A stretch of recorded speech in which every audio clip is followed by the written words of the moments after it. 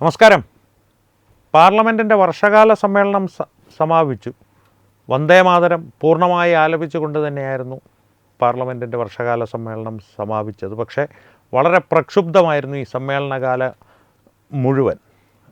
പ്രതിപക്ഷത്തിൻ്റെ ഭാഗത്തു നിന്ന് വലിയ ബഹളങ്ങൾ സഭയ്ക്കകത്തുണ്ടായി. സഭ മര്യാദയ്ക്ക് നടക്കുവാൻ അനുവദിക്കാത്ത സാഹചര്യങ്ങൾ എല്ലാ ദിവസവും തന്നെ ഉണ്ടായെന്ന് പറയാം. അപ്പോൾ അതിനിടയിൽ പോലും പല പ്രധാനപ്പെട്ട ബില്ലുകൾ, പ്രത്യേകിച്ച് കേരളത്തെ സംബന്ധിച്ച് കേരളം എന്നുള്ള പേര് മാറ്റിയ പ്രസക്തമായ ബില്ല്, പല ബില്ലുകൾ പാർലമെൻറ്റിൽ ചർച്ചയായി. പല വിഷയങ്ങൾ പാർലമെൻറ്റിനകത്തും പുറത്തും ചർച്ചയായി. അപ്പോൾ ആ വിഷയത്തിലെല്ലാം കേരളം എന്നുള്ള പേരുമാറ്റം, FCRA ബില്ലിൻ്റെ ഭേദഗതികൾ, FCRA നിയമത്തിൻ്റെ ഭേദഗതികൾ തുടങ്ങിയ പല വിഷയങ്ങൾ നമുക്ക് ചർച്ച ചെയ്യേണ്ടതുണ്ട്. ആ വിഷയങ്ങളെക്കുറിച്ച് സംക്ഷിപ്തമായി നമ്മളോട് സംസാരിക്കുവാനായി ഇന്ന് നമ്മോടൊപ്പമുള്ളത് രാജ്യസഭാ MP-യും കേരള BJP-യുടെ വൈസ് പ്രസിഡൻറ്റുമായ സദാനന്ദൻ മാഷാണ്.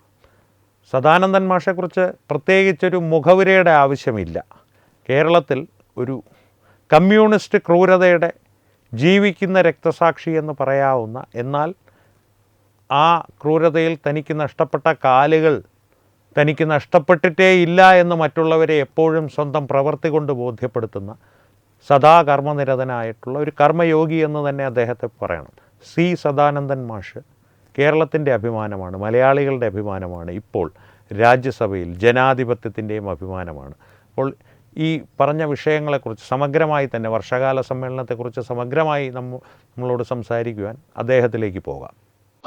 ഹലോ മനോജി, നമസ്കാരം മാഷെ. മാഷെ തുടങ്ങാമല്ലോ അല്ലേ?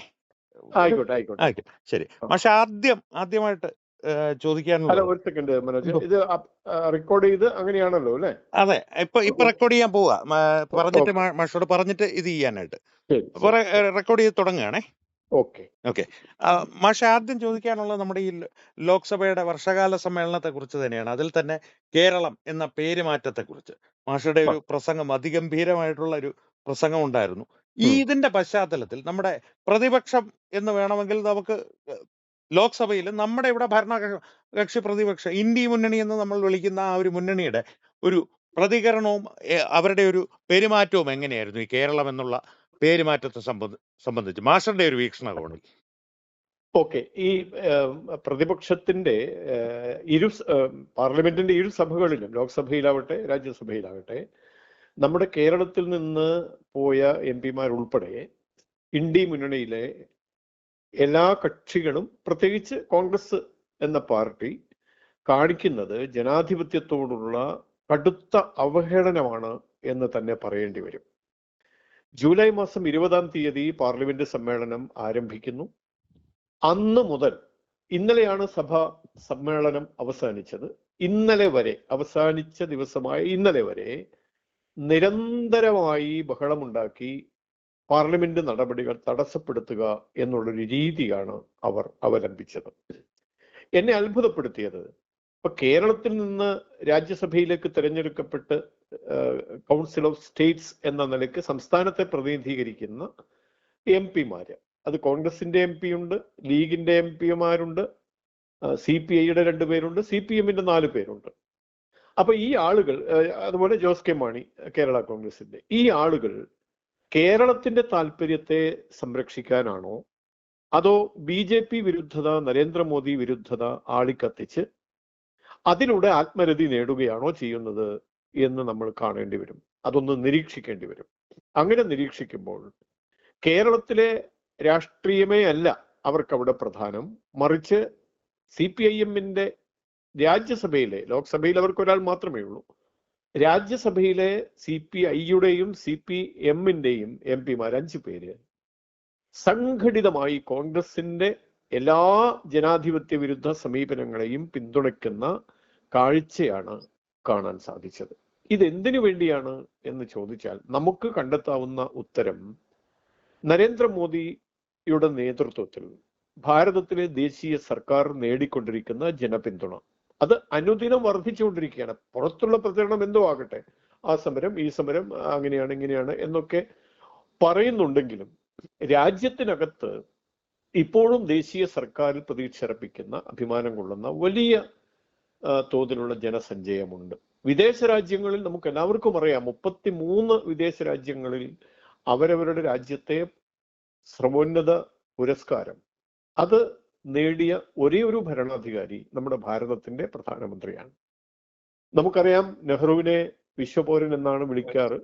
പക്ഷെ ലോക സമൂഹത്തിനിടയിൽ അദ്ദേഹത്തിന്റെ സ്വീകാര്യത പറയാൻ നമുക്ക് കാവ്യാത്മകമായി വിശ്വപൗരൻ എന്നൊക്കെ പറയാമെങ്കിലും നരേന്ദ്രമോദിജിയെ വെച്ച് നോക്കുമ്പോൾ ചെറിയൊരു ശതമാനം പോലും മോദിജിയോടൊപ്പം ചേർത്ത് നിർത്താൻ കഴിയാത്ത വ്യക്തിത്വമായിരുന്നു. 3 രാജ്യങ്ങളിൽ നിന്നാണ് അദ്ദേഹത്തിന് ഈ പറഞ്ഞ തരത്തിന് ബഹുമതി നേടാൻ സാധിച്ചത്. പക്ഷെ നമ്മുടെ പ്രധാനമന്ത്രി അങ്ങനെയല്ല. അപ്പൊ ആ നിലയ്ക്ക് അദ്ദേഹത്തിന് രാജ്യത്തിനകത്തും പുറത്തും അദ്ദേഹം നേടിക്കൊണ്ടിരിക്കുന്ന സ്വീകാര്യതയിൽ അസഹിഷ്ണുത പൂണ്ടവർ നമ്മുടെ ഭാരതത്തിലെ ജനാധിപത്യ സംവിധാനത്തിൽ മുൻകാലങ്ങളിൽ ഇല്ലാതിരുന്ന പരിഷ്കരണങ്ങൾ നടപ്പിലാക്കി, ഭരണപരമായ പരിഷ്കരണങ്ങൾ, ഭരണഘടനാപരമായ ചില പരിഷ്കരണങ്ങൾ, ഇതെല്ലാം നടപ്പിലാക്കി മുന്നോട്ട് പോകുന്ന നരേന്ദ്രമോദി സർക്കാരിന്റെ പ്രവർത്തനത്തിലുള്ള കൊതിക്കറിവ്. അപ്പൊ ഇങ്ങനെയുള്ള 2-3 കാര്യങ്ങൾ മനഃശാസ്ത്രപരമായി വിശകലനം ചെയ്യുമ്പോൾ നമുക്ക് മനസ്സിലാക്കും. ആ നിലയ്ക്കുള്ള നമ്മളെ സംബന്ധിച്ച് പ്രതിഷേധാർഹം എന്നാണോ അതിന് പറയേണ്ടത്, അതോ ഖേദകരമാണോ എന്നാണോ പറയേണ്ടത്? എങ്ങനെയായാലും നമ്മുടെ രാജ്യ താല്പര്യത്തിന് വിരുദ്ധമായ സമീപനമാണ് ലോക്സഭയിൽ കാണാൻ സാധിച്ചത്. തീർച്ചയായിട്ടും മാഷെ. ഇനി നമ്മുടെ പ്രതിപക്ഷ നേതാവ് രാഹുൽ ഗാന്ധിയുടെ പെരുമാറ്റത്തെക്കുറിച്ച് പ്രത്യേകമായിട്ടൊന്ന് എടുത്തു പരാമർശിക്കേണ്ടതുണ്ട്. കാരണം ഈ സമ്മേളനത്തിന്റെ തുടക്കം മുതൽ തന്നെ ഇത്തരത്തിലുള്ള നീറ്റ് ജന്തർ മന്ദറിലെ പ്രക്ഷോഭത്തെ സംബന്ധിച്ച് ആഭ്യന്തരമന്ത്രി മറുപടി പറയണം, അമിത്ഷാജി സഭയിലെത്തി മറുപടി പറയണമെന്നുള്ള ആവശ്യം ഉന്നയിച്ചയാൾ അവസാനം ഇന്നലെ വെളിപ്പെട്ട് വന്നത് ബിസിനസ് അഡ്വൈസറി കമ്മിറ്റിക്ക് മുൻപിൽ സർക്കാർ ഈ ചർച്ചയ്ക്ക് തയ്യാറാണ് എന്ന് രേഖാമൂലം എഴുതി കൊടുത്തിട്ടും അവരതിന് തയ്യാറായില്ല. ആ സാഹചര്യം ഒന്ന് വിശദീകരിക്കാമോ? സമ്മേളനത്തിന്റെ തുടക്കം മുതൽ ഇന്നലെ വരെയുള്ള. തീർച്ചയായിട്ടും മനോജ്, ഇതില് രാഹുൽ ഗാന്ധി ഈ പറഞ്ഞതുപോലെ അദ്ദേഹത്തിന് നമ്മുടെ നാടൻ ശൈലിയിൽ പറഞ്ഞാൽ ഈ നിലാവത്ത് തുറന്നുവിട്ട കോഴികൾ എന്ന് പറയാറില്ലേ, എങ്ങനെയാണ് അവര് പെരുമാറുന്നത്? സ്ഥലകാല ബോധമില്ലാതെ, ദീർഘവീക്ഷണമില്ലാതെ, എന്ത് നടക്കുന്നു എന്ന് മനസ്സിലാക്കാതെ ഉള്ള ഒരു പെരുമാറ്റമാണ്. അത്യന്തം സങ്കടകരമാണ്, സഹതാപാർഹമാണ് അദ്ദേഹത്തിന്റെ പെരുമാറ്റം. അപ്പൊ ഇന്നലെ നമ്മൾ കണ്ടതാണ്. ഇന്നലെ മാത്രമല്ല, നമ്മൾ കഴിഞ്ഞ 1 വർഷമായി സഭയിലെ പരിചയം എനിക്കുണ്ട്. ഈ കഴിഞ്ഞ 1 വർഷം നടന്ന സഭകളിലൊക്കെ ഇതുപോലെ നിരുത്തരവാദപരമായ സമീപനമാണ് അവർ സ്വീകരിച്ചത്. ഇപ്പം പറഞ്ഞല്ലോ, ആഭ്യന്തരമന്ത്രി വന്ന് മറുപടി പറയണം, പ്രധാനമന്ത്രി വന്ന് മറുപടി പറയണം. നോക്കൂ, നമ്മുടെ ജനാധിപത്യ സംവിധാനം എന്ന് പറയുന്നത് ഒരു കൂട്ടായ്മയാണ്. ഒരു പ്രധാനമന്ത്രിയോ ഒരു ആഭ്യന്തരമന്ത്രിയോ അല്ല രാജ്യത്തെ കാര്യങ്ങൾ നിയന്ത്രിക്കുന്നതും അതിലിടപെടുന്നതും അതിന്റെ കാര്യങ്ങൾ ചെയ്യുന്നത്. അതൊരു കൂട്ടായ്മയാണ്. 70-ലധികം പേര് വരുന്ന മന്ത്രിസഭയാണ്. അതിൽ തന്നെ ക്യാബിനറ്റ് മന്ത്രിമാരുണ്ട്, ഉദ്യോഗസ്ഥ സംവിധാനമുണ്ട്. ഇതെല്ലാം ചേർന്ന കുറ്റമറ്റ ഒരു ജനാധിപത്യ സംവിധാനമാണ് നമ്മുടെ നാടിന്റെ ഭരണകൂടം എന്ന് പറയുന്നത്. ആ ഭരണകൂടത്തിലുമായി ബന്ധപ്പെട്ട് എന്തെങ്കിലും കാര്യങ്ങളിൽ വ്യക്തത വരുത്തണമെങ്കിൽ അതിന് ബന്ധപ്പെട്ട മന്ത്രിമാരും സഹമന്ത്രിമാരും ഒക്കെ നമ്മുടെ പാർലമെന്റിലുണ്ട്. പക്ഷെ പ്രധാനമന്ത്രി തന്നെ വരണം, ആഭ്യന്തരമന്ത്രി ഇനി അഥവാ അവരുടെ ആവശ്യം പരിഗണിച്ച് പ്രധാനമന്ത്രി വന്ന് സംസാരിച്ചു എന്നിരിക്കട്ടെ, എന്തായിരിക്കും അനുഭവം? നമ്മുടെ കഴിഞ്ഞ വർഷത്തെ സഭാ സമ്മേളനത്തിന്റെ അനുഭവം നമ്മുടെ മുമ്പിലുണ്ട്. സ്പീക്കർക്ക് ഓം ബിർള അദ്ദേഹത്തിന് വ്യക്തമായി പറയേണ്ടി വന്നല്ലോ, പ്രധാനമന്ത്രി പ്രസംഗിക്കുമ്പോൾ ഒരു തരത്തിൽ കയ്യേറ്റം വരെ എത്താവുന്ന സാഹചര്യം സൃഷ്ടിക്കാൻ വനിതാ MP-മാരെ തയ്യാറെടുപ്പിച്ചു എന്ന വിവരം സ്പീക്കർക്ക് കിട്ടി എന്ന് അദ്ദേഹത്തിന് പറയേണ്ടി വന്നല്ലോ. അപ്പൊ ആ നിലയ്ക്കാണ് അസഹിഷ്ണുത. അപ്പം മോദിജി മറുപടി പറയാൻ എഴുന്നേൽക്കുമ്പോഴേക്കും ബഹളം തുടങ്ങും. അപ്പൊ എനിക്ക് അനുഭവമുണ്ട്. ഓപ്പറേഷൻ സിന്ദൂറിനെ സംബന്ധിച്ച് ചർച്ച അവരാവശ്യപ്പെട്ടു. 16 മണിക്കൂർ ചർച്ച നടത്തി. ചർച്ചയുടെ ഒടുവിൽ ചർച്ചയ്ക്ക് മറുപടി പറയാൻ ആഭ്യന്തരമന്ത്രി എഴുന്നേൽക്കുമ്പോഴേക്കും അവർ ബഹളം തുടങ്ങി. 2-3 മിനിറ്റ് നേരം ബഹളം വെച്ചിട്ട് അവർ ഇറങ്ങിപ്പോയി. അവർ പറഞ്ഞ കാരണം എന്താണ്? പ്രധാനമന്ത്രി വരണം മറുപടി പറയാനെന്നാണ്. നോക്കൂ, എത്ര ബാലിശമാണ് ഈ ആവശ്യം. ലോക്സഭയിൽ പ്രധാനമന്ത്രി മറുപടി പറയുമ്പോഴാണ് ഞാൻ നേരത്തെ സൂചിപ്പിച്ചത്, സ്ത്രീകളായ MP-മാരെ അണിനിരത്തി കയ്യേറ്റത്തിലേക്ക് വരെ എത്തിക്കാവുന്ന സാഹചര്യം സൃഷ്ടിക്കാൻ കോൺഗ്രസ് പരിശ്രമിച്ചു എന്ന് സ്പീക്കർ പറയുന്നു. അതേ പ്രധാനമന്ത്രി രാജ്യസഭയിൽ വരണം എന്ന് നിർബന്ധം പിടിക്കാൻ ഇവർക്ക് എന്താണ് ധാർമ്മികമായ അവകാശം? ആ സമയത്ത് തന്നെ സഭാ നേതാവ്, പാർലമെന്ററി കാര്യ മന്ത്രി ഇവരൊക്കെ വ്യക്തമാക്കിയിട്ടുണ്ട്, ആര് മറുപടി പറയണം എന്ന് കൽപ്പിക്കാനുള്ള അധികാരം പ്രതിപക്ഷത്തിനില്ല. അത് ഭരണപക്ഷത്തിന്റെ വിവേചനാധികാരമാണ്, ആരാണ് മറുപടി പറയേണ്ടത്. ആ നിലയ്ക്ക് അമിത്ഷാജിയാണ് നിശ്ചയിച്ചത്. അദ്ദേഹം സംസാരിച്ച് തുടങ്ങുമ്പോഴേക്കും ബഹളം തുടങ്ങി. 5 മിനിറ്റിനുള്ളിൽ തന്നെ അവർ ഇറങ്ങിപ്പോയി. എന്താണ് നമ്മുടെ സർക്കാരിന്റെ നിലപാടെന്ന് പറയാനുള്ള സാഹചര്യം അവർക്ക് കൊടുത്തില്ല. ഇതാണ് വാസ്തവം. അപ്പൊ ഈ വാസ്തവം നിലനിൽക്കെയാണ് പ്രധാനമന്ത്രി വരണം, ആഭ്യന്തരമന്ത്രി വരണം എന്ന് പറഞ്ഞ് ബഹളമുണ്ടാക്കി. എന്നാൽ അവർ വരുമ്പോൾ ഇവരെ ആരെയും കാണാനുമില്ല. ഇന്നലെ രണ്ടുപേരും സഭയിൽ പങ്കെടുത്തത് നമ്മൾ കണ്ടതാണ്. അപ്പൊ ഈ സമയത്ത് ഈ ആവശ്യം ഉന്നയിച്ച ആള് സഭയിലില്ല. അപ്പൊ എത്ര പരിഹാസ്യമാണ് ഇവരുടെ ഈ നിലപാട് എന്ന് വ്യക്തമാകും. അതെ, തീർച്ചയായിട്ടും. അപ്പോൾ ഇനി ഈ സഭയിലെ പെരുമാറ്റത്തെ കുറിച്ച് തന്നെ, കാരണം ഈ ഒരു ചർച്ച ആവശ്യപ്പെട്ട് ചർച്ച ചെയ്യാം, നിങ്ങളൊരു സ്പീക്കർക്ക് ഇത് ചർച്ച ചെയ്യാമെന്നുള്ളൊരു നോട്ട് എഴുതി കൊടുത്തു കഴിഞ്ഞാൽ, ഔപചാരികമായി എഴുതി കൊടുത്തു കഴിഞ്ഞാൽ 24 മണിക്കൂർ ചർച്ചയാകാമെന്ന് ശ്രീ അമിത്ഷാ പറഞ്ഞതാണ്. അതിനോട് അവരുടെ പ്രതികരണം വളരെ വിചിത്രമായിരുന്നു. കാരണം ഞങ്ങൾ പറയുന്ന കാര്യങ്ങൾക്ക് പ്രസ്താവന നടത്തിയാൽ മതി, പ്രസംഗം കേൾക്കാൻ താല്പര്യമില്ല. ഇതിനെ എങ്ങനെ നോക്കിക്കാണുന്നു? രാഹുൽ ഗാന്ധി തന്നെയാണ് ഇത് പറഞ്ഞത്. താങ്കൾ അതിനെ എങ്ങനെ നോക്കിക്കാണുന്നു? ഈ ജനപ്രതിനിധി സഭയില്, ലോക്സഭ ആവട്ടെ രാജ്യസഭ ആവട്ടെ, അവിടങ്ങളിൽ ചോദ്യം ചോദിക്കുക, ഉത്തരം പറയുന്ന ക്വിസ് പരിപാടി അല്ലല്ലോ സഭയിൽ നടക്കുന്നത്. അതെ, അങ്ങനെയൊരു അവസരമുണ്ട്. 1 മണിക്കൂർ നേരം 2 സഭകളിലും അംഗങ്ങളുടെ ചോദ്യങ്ങൾക്ക്, എന്ന് വെച്ചാൽ വികസന സംബന്ധമായ, അവരുടെ പാർലമെന്റ് മണ്ഡലത്തെ സംബന്ധമായ, മുഴുവൻ രാജ്യത്തെയും ബാധിക്കുന്ന വിഷയങ്ങളിൽ ആധികാരികമായ വിവരം തേടാൻ വേണ്ടിയുള്ള ചോദ്യോത്തര സെഷൻ ഉണ്ട്. പിന്നെ എന്താണ് ഇവർ പറയുന്നത്? ചോദ്യത്തിന് ഉത്തരം തരണം, ചോദ്യത്തിന് ഉത്തരം. ചോദ്യവും ഉത്തരവും അല്ലല്ലോ സഭാ നടപടികളുടെ മർമ്മം എന്ന് പറയുന്നത്. അതിൽ പ്രതിപക്ഷം പ്രതിപക്ഷത്തിന്റെ ധർമ്മം അനുഷ്ഠിക്കുന്നു, സർക്കാർ സർക്കാരിന്റെ ദൗത്യം നിർവഹിക്കുന്നു, സർക്കാർ ഒരു നയം രൂപീകരിക്കുന്നു, ആ നയം നടപ്പിലാക്കാനുള്ള ചർച്ച. ഇപ്പൊ ബില്ലുകൾ അവതരിപ്പിക്കുമ്പോൾ ചർച്ചയുടെ ആശയപരമായ ബലം എന്താണ്? ഇപ്പൊ നമ്മൾ കേരളത്തെ കേരളം എന്ന നിലയിലേക്ക് പേരുമാറ്റത്തിനുള്ള ബില്ല് അവതരിപ്പിച്ചു. അതിലൂടെ ചർച്ച, ആ ചർച്ചയിലൂടെ നമ്മൾ ആഗ്രഹിക്കുന്നത് എന്താണ്, അല്ലെ സർക്കാരിന്റെ നിലപാട് എന്താണ്? അങ്ങനെ ഒരു ബില്ല് കൊണ്ടുവരാനുള്ള പശ്ചാത്തലം എന്ത്? അങ്ങനെ ബില്ല് കൊണ്ടുവന്നാൽ കേരളത്തിന് അതുകൊണ്ട് എന്താണ് ഗുണം? അതിലൂടെ കേരളത്തിലെ ജനങ്ങൾക്കുണ്ടാകുന്ന ആത്മാഭിമാനത്തിന്റെ ഉയർച്ച, അതുവഴി അവർക്ക് ഉണ്ടാകുന്ന ആത്മവിശ്വാസം, ഇതൊക്കെയാണല്ലോ നമ്മൾ അതിന്റെ നാനാവശങ്ങൾ ചർച്ച ചെയ്യുക എന്നുള്ളതാണ്. അതിന് പകരം ചോദ്യങ്ങൾ ചോദിക്കുക, ചോദ്യത്തിന് ഉത്തരം തരിക എന്നുള്ള രീതി നമ്മുടെ ജനാധിപത്യ സങ്കല്പത്തിനെ വിരുദ്ധമാണ്. ചോദ്യങ്ങൾക്ക് ഉത്തരം കൊടുക്കലല്ല ജനാധിപത്യം, മറിച്ച് ജനങ്ങളുടെ വിചാരങ്ങളെ, സമ്മിശ്ര വിചാരങ്ങളെ, വീക്ഷണങ്ങളെ, നിലപാടുകളെ സഭയിൽ അവതരിപ്പിക്കുകയും അതിലൂടെ ഒരു നയം രൂപപ്പെടുത്തുകയും ചെയ്യുക എന്നുള്ളതാണ്. അതിനാണ് ചർച്ച എന്ന് പറയുന്നത്, ചോദ്യവും ഉത്തരവും അല്ല. അപ്പൊ ഇവർക്ക് ആശയബലമില്ല, ദാർഢ്യമില്ല, ആശയക്കുഴപ്പമാണ്, സർവോപരി ആശയക്കുഴപ്പമാണ്. ആ നിലയ്ക്കുള്ള രീതിയാണ് അവരെ ആ നിലയ്ക്ക് പെരുമാറാൻ പ്രേരിപ്പിക്കുന്നത് എന്നാണ് ഞാൻ വിചാരിക്കുന്നത്. തീർച്ചയായിട്ടും. ഇനി സഭയ്ക്ക് പുറത്തേക്ക് ഒന്ന് വന്നാൽ, സഭയ്ക്കകത്തേക്ക് FCRയെ സംബന്ധിച്ച് നമുക്ക് ഒന്നുകൂടി തിരിച്ചു വരണം. സഭയ്ക്ക് പുറത്തേക്ക് വന്നാൽ രാഹുൽ ഗാന്ധി തന്നെ വിഷയമായതുകൊണ്ട് പറയുകയാണ്. ഇന്നലെ വളരെ ഒരു അനാഗരികമായിട്ടുള്ള ഒരു പെരുമാറ്റം അദ്ദേഹത്തിന്റെ ഭാഗത്തു നിന്നുണ്ടായി. ഇറ്റാലിയൻ പ്രധാനമന്ത്രിയുമായിട്ട് ബന്ധപ്പെട്ട് താങ്കൾ അത് അറിഞ്ഞു കാണുമെന്ന് ഞാൻ കരുതുന്നു. ഇത്തരത്തിലുള്ള ഒരു പെരുമാറ്റത്തെ ഒരു രാഷ്ട്രീയക്കാരൻ എന്നുള്ള നിലയിലും ഒരു ജനപ്രതിനിധി എന്നുള്ള നിലയിലും എങ്ങനെ താങ്കൾ അതിനെ ഒരു വിലയിരുത്തുന്നു? ഇതില് നമ്മളിപ്പോ പറഞ്ഞ പോലെ FCRA ബില്ലാണല്ലോ ഇതിന്റെയൊക്കെ ഒരു പശ്ചാത്തലം എന്ന് പറയും, താങ്കൾ ഈ സൂചിപ്പിച്ച രാഹുലിന്റെ പെരുമാറ്റത്തെ കുറിച്ച്.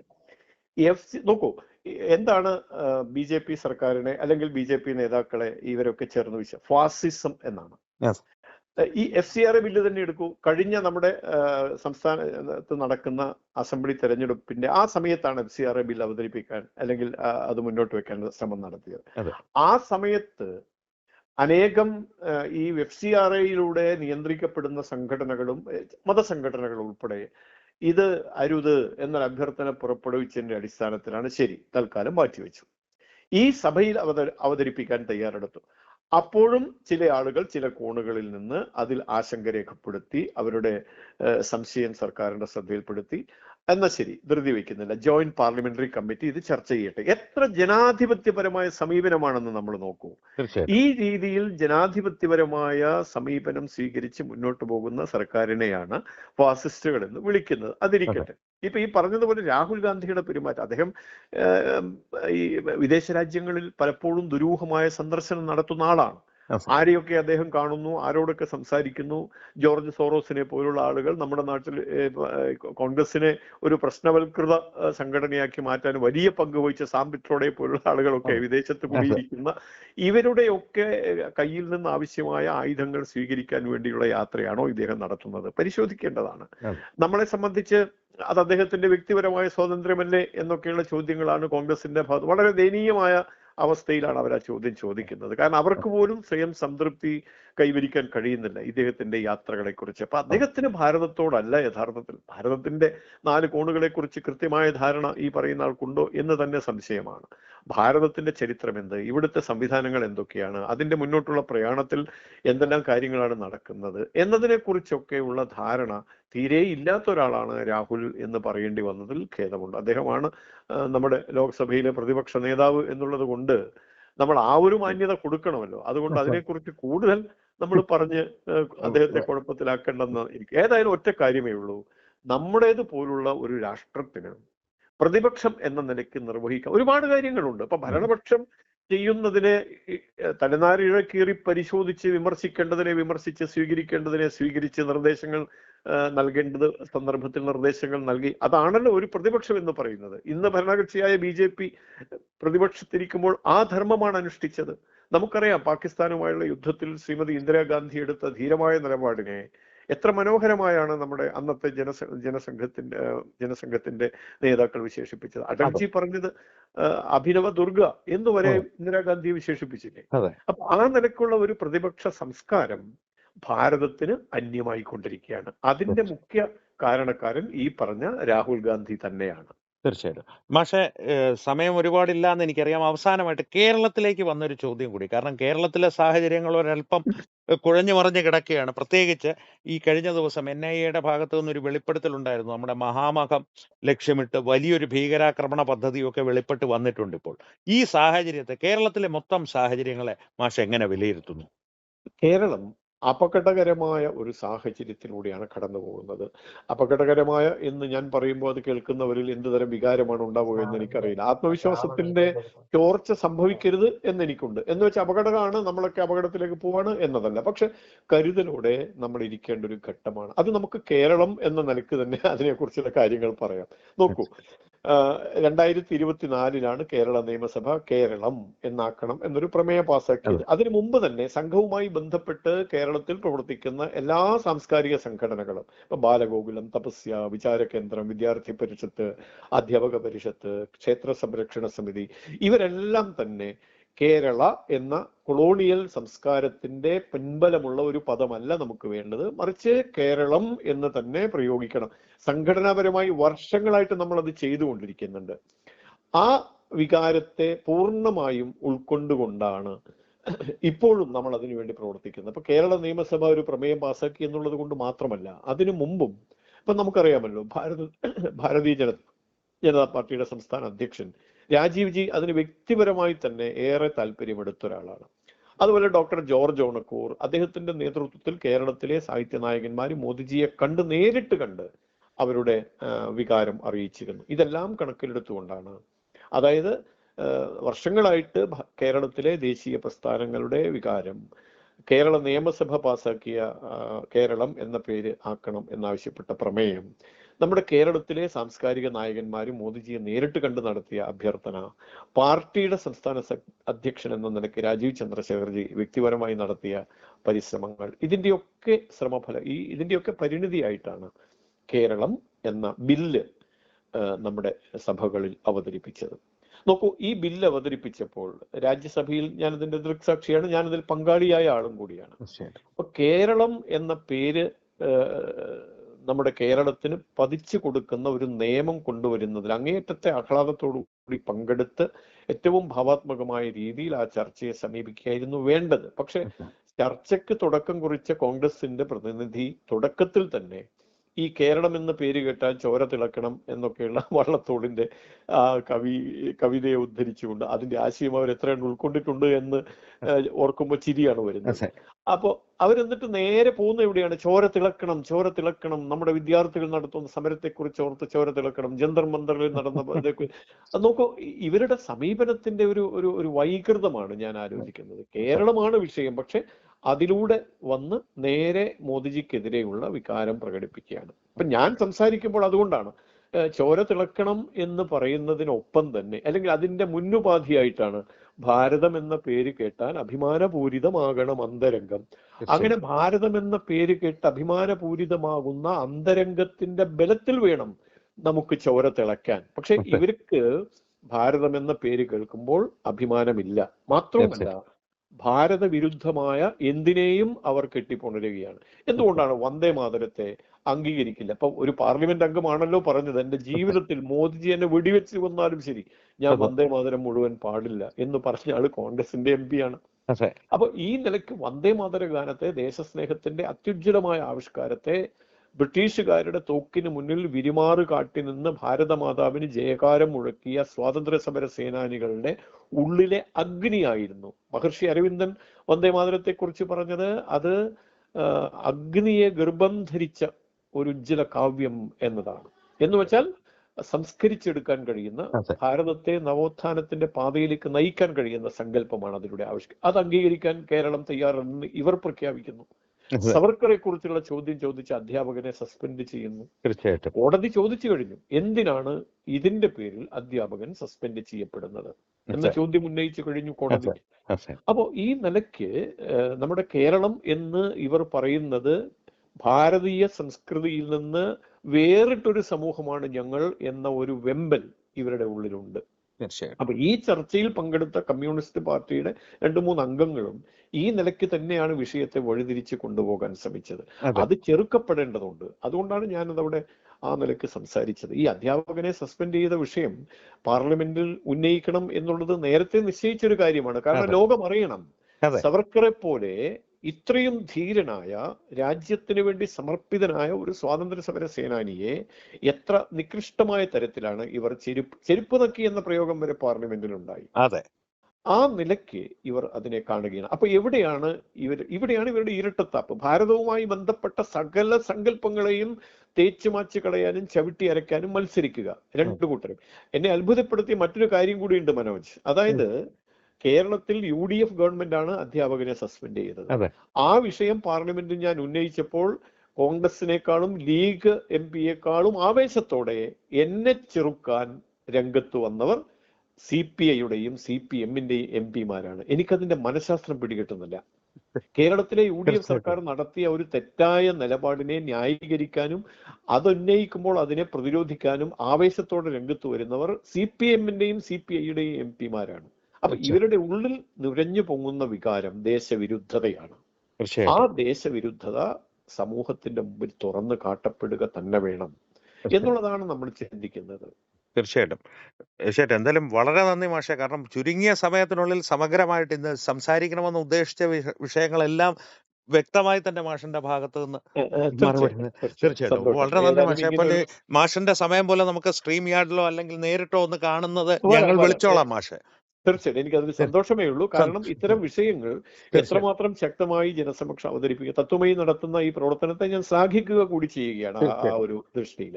അപ്പൊ തത്വമയിക്ക് എല്ലാ ആശംസകളും നേരുന്നു. തത്വമയിയുടെ പ്രേക്ഷകന്മാർക്കും എന്റെ ഹൃദയപൂർവ്വമായ ക്ഷേമാശംസകൾ അർപ്പിക്കുകയാണ് ഈ അവസരത്തിൽ. വളരെ നന്ദി മാഷെ, വളരെ നന്ദി. Thank you. സദാനന്ദൻ മാഷിന്റെ വാക്കുകൾ പ്രേക്ഷകർ കേട്ടല്ലോ. ഈ വിഷയത്തെ സംബന്ധിച്ച് പ്രേക്ഷകരുടെ അഭിപ്രായങ്ങൾ തീർച്ചയായും കമൻറ്റുകളിലൂടെ ഞങ്ങളുമായി പങ്കുവയ്ക്കുക. ഒപ്പം വീഡിയോ ലൈക്ക് ചെയ്യുക. പരമാവധി ആളുകളിലേക്ക് ഈ വീഡിയോ എത്തുവാനായി ഈ വീഡിയോ ഷെയർ ചെയ്യുക. ഏറ്റവും പ്രധാനപ്പെട്ട കാര്യം, തത്വമയി ന്യൂസിൻ്റെ യൂട്യൂബ് ചാനൽ നിങ്ങൾ ഇതുവരെ സബ്സ്ക്രൈബ് ചെയ്തിട്ടില്ലെങ്കിൽ തീർച്ചയായും സബ്സ്ക്രൈബ് ചെയ്യുക. അപ്പോൾ ഈ വിഷയത്തിലും മറ്റു വിഷയങ്ങളിലും സംവാദങ്ങൾ തുടരട്ടെ. വീണ്ടും കാണാം. നന്ദി, നമസ്കാരം.